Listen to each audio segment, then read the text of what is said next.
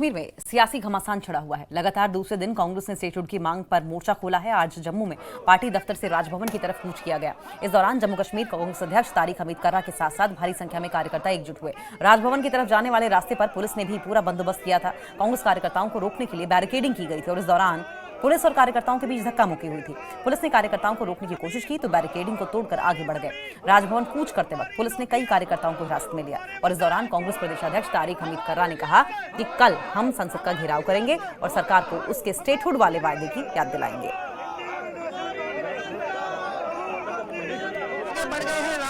साफ पता चलता है सबको कि जहां तक पुलिस का ताल्लुक है, पुलिस किसके हुक्म के तहत चलती है यहाँ पे, और ये उन्हीं की फ्रस्ट्रेशन, उन्हीं का एक मानसिकता सामने आती है कि वो न डेमोक्रेटिक सिस्टम को मानते हैं और न लोगों की जायज़ आवाज़ को मानते हैं। तो हमने जो आज राजभवन जाना था, कोई अशांति नहीं हम लोगों ने फैलाई, न फैलानी थी। हमने अपना जो मेमोरेंडम था, जो हमने श्रीनगर में भी मेमोरेंडम बना के आगे भेजा, यहाँ पे भी हमने एलजी साहब को वो मेमोरेंडम देना था ताकि वो प्राइम मिनिस्टर साहब के पास वो मेमोरेंडम पहुँचे। लेकिन जिस अंदाज में यहाँ पे इस पीसफुल गैदरिंग को अरेस्ट भी किए गए, ब्रूटल तरीके से हमें रोका भी गया, लेकिन इन चीज़ों से अगर इन लोगों को ख्याल है कि हमारी हिम्मत इसमें कम होगी, वो हो नहीं सकती। हमारी हिम्मत ऐसी ही चीज़ों से बढ़ती है और आज दिल्ली चलो का जो प्रोग्राम दिया है, हम वहाँ असेंबल होने के बाद कोशिश करेंगे कि हम पार्लियामेंट का घेराव करें, जम्मू कश्मीर को रियासत का दर्जा जल्द अज जल्द बहाल करें, जो कि उनकी कमिटमेंट भी थी और सुप्रीम कोर्ट की भी तरफ से उस पर उनका डायरेक्शन। तो तारिक हमीद कर्रा ने ऐलान कर दिया है कि कल दिल्ली में संसद का घेराव करेंगे। कल से संसद का मानसून सत्र शुरू हो रहा है और ऐसे में पूर्ण राज्य के दर्जे को लेकर राजनीति भी रफ्तार पकड़ रही है। ये 3 तस्वीरें आप देखिए। पहली तस्वीर 19 जुलाई की है, जब कश्मीर में कांग्रेस एकजुट हुई, यहां स्टेटहुड की मांग को लेकर प्रदर्शन किया गया और इसके बाद आज जम्मू में कांग्रेस ने फिर से मोर्चा खोला और राजभवन कूच की कोशिश की। कांग्रेस ने चलो दिल्ली चलो का नारा दिया और कल संसद के घेराव का भी ऐलान किया। कांग्रेस पार्टी के नेता जो हैं वो कांग्रेस पार्टी मुख्यालय से निकल चुके हैं और ये अब राजभवन की तरफ कूच किया है। स्टेटहुड के मुद्दे को लेते हुए जो है आज कांग्रेस पार्टी ने इस प्रोटेस्ट को किया है और कल भी हमने देखा कश्मीर घाटी में भी कांग्रेस पार्टी की तरफ से प्रोटेस्ट किया गया। कांग्रेस पार्टी चाहती है कि अभी मानसून सत्र जो पार्लियामेंट का शुरू होने वाला है उससे पहले इस मुद्दे को हाईलाइट किया जाए और कांग्रेस पार्टी के नेता तमाम जो विभिन्न पार्टियां हैं उनसे भी अपने लिए सपोर्ट जो है वो मांगते हुए दिखाई दे रहे हैं। कांग्रेस पार्टी का मानना है कि जो स्टेटहुड है उस मुद्दे को लेकर जो है वो गली गली कोचे कोचे में प्रोटेस्ट उनकी तरफ से किए जाएंगे और पार्टी के सीनियर नेता भी जो है इसमें शामिल हैं। आप देख सकते हैं कि पार्टी के सीनियर नेता और काफी संख्या में पुलिस बल भी यहाँ पे तैनात किया गया है। पुलिस बल की कोशिश है कि इनको यहाँ पे रोकने की कोशिश है पुलिस बल की, और लेकिन कांग्रेस पार्टी के नेता इस बैरिकेड को कहीं ना कहीं तोड़ के आगे निकलने की कोशिश में लगे हैं। और ऐसे में आपको बता दूं कि यहाँ बहुत ज्यादा संख्या में जो ये लोग जो है वो मौजूद हैं और ये लोग जो हैं आज सब कांग्रेस पार्टी के ही नेता हैं, वर्कर हैं, जो समूचे जम्मू कश्मीर से आए हैं, यहाँ पे विभिन्न इलाकों से आए हैं और हम आपको दिखाएंगे किस तरह से पुलिस बल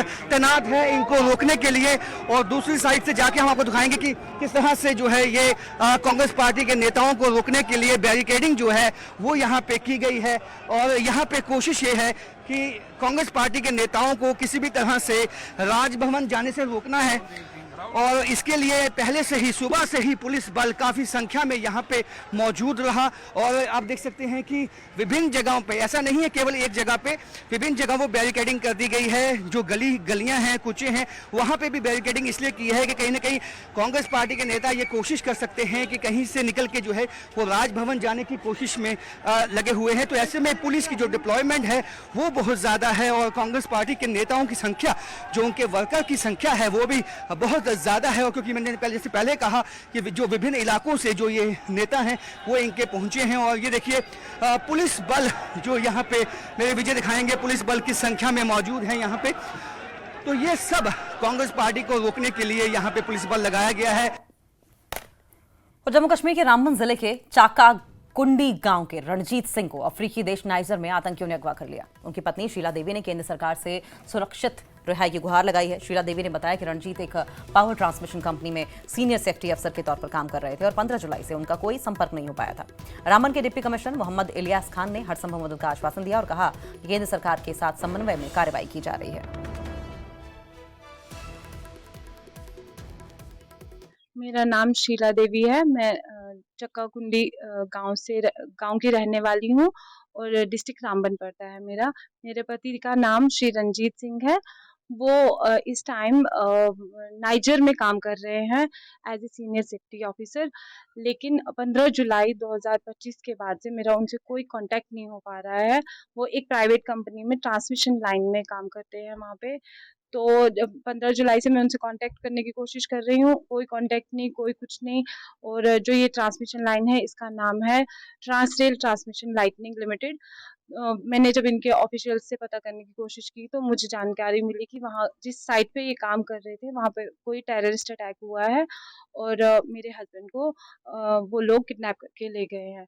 तो जो ये मैनेजमेंट है उन्होंने जो कंपनी वाली मैनेजमेंट है उन्होंने वहाँ से तो मुझे कुछ भी इन्फॉर्म करने की कोशिश भी नहीं की। ये मैंने अपने सोर्सेज से पता करवाया, क्योंकि जब मेरे हस्बैंड 2-3 दिन तक नॉट रीचेबल आ रहे थे तो मैंने जो जिन लोगों को मैं जानती थी मैंने कोशिश की यहाँ से कि मैं उनसे बात कर सकूँ।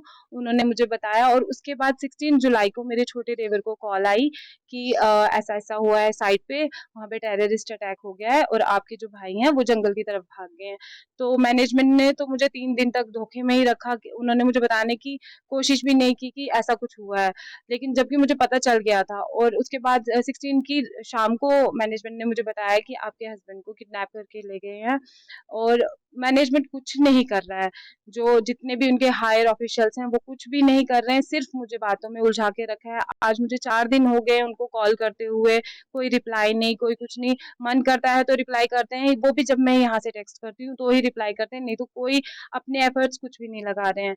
तो मैं चाहती हूँ कि मैं भारत सरकार से विनती कर रही हूँ, मैं गृह मंत्रालय से, विदेश मंत्रालय से और डॉक्टर जितेंद्र जी से सबसे विनती करती हूँ कि श्री रंजीत सिंह जी को सेफली घर लाया जाए। मेरे छोटे-छोटे 3 बच्चे हैं, मेरे बुजुर्ग माता-पिता हैं, मेरे जो सास-ससुर हैं वो काफ़ी एज्ड हैं। वो ये सब नहीं सह सकते हैं। जिस दिन से उनको ये न्यूज़ पता चली है, वो अपने सेंसेस में नहीं है। मैं खुद अकेले यहाँ पे सब कुछ मैनेज कर रही थी। अब मैं अपने बच्चों को अकेला छोड़ के आती हूँ, मैं दर पे दर भटक रही हूँ। मैं भारत सरकार से अपील कर रही हूँ कि श्री रंजीत जी को, जो नाइजर में काम करते थे ट्रांसमिशन लाइन में, उनको सेफली घर लाया। रंजीत मेरा कहाँ है? कंपनी में है। हम रात दिन को उसका साथ है, छोटे बच्चे हैं। हमें थोड़ा सोचा था भाई रंजीत कहाँ है कहाँ नहीं, वो वापस लाना। मेरा बेटा मैं चाहिए, मेरा बेटा मेरे को चाहिए।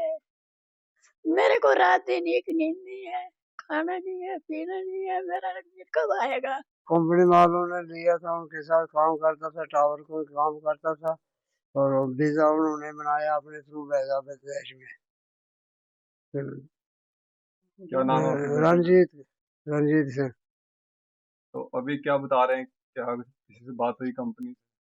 कंपनी वालों ने फोन किया था, बोलने लगे आप मोहन लाल हो मकान साहब, इसके साथ भावेश सिंह के साथ बात कराओ। अभी पता चला कि भाई मिलिटेंटों ने पकड़ के ले लिया। बच्चा वापस मुझे चाहिए, सुरक्षित आ जाए, सुरक्षित होना चाहिए। और इस वक्त की एक बड़ी खबर का जिक्र कर लेंगे। ब्रेकिंग न्यूज ये आ रही है कि मुख्यमंत्री उमर अब्दुल्ला ने नाइजर में रामबन निवासी रंजीत सिंह के अपहरण पर गहरी चिंता व्यक्त की है।